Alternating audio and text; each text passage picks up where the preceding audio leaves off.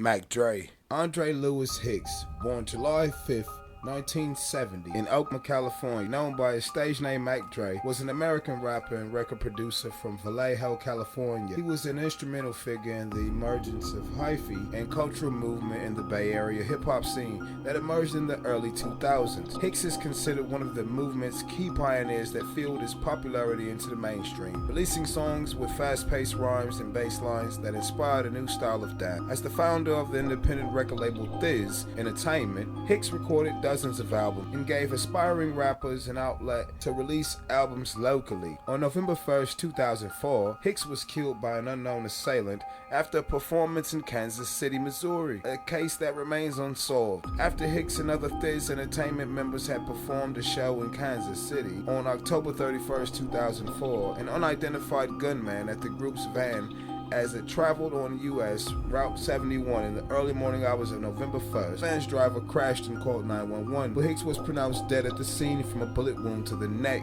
Local rapper Anthony Fatone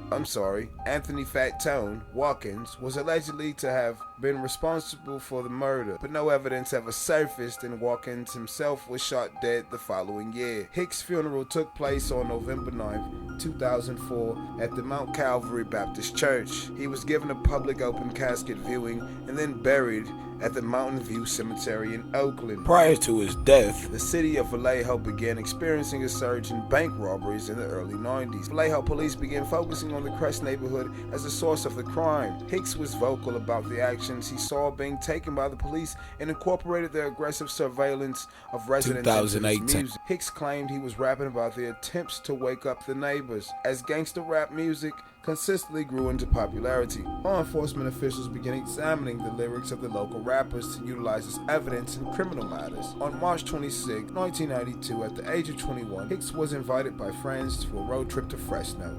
Hicks had performed in that city 2 weeks prior and decided to go on the trip so that he could revisit a woman he knew there. While driving back to Vallejo, the car was circumvented by the FBI, Fresno, and Vallejo police. The police verbalized while Hicks was at a motel, his friend was allegedly casing a bank but had changed their mind when they saw the local Fresno TV news van in the bank's parking lot. When questioned by the police, Hicks verbalized that he didn't leave the hotel, therefore he didn't know anything.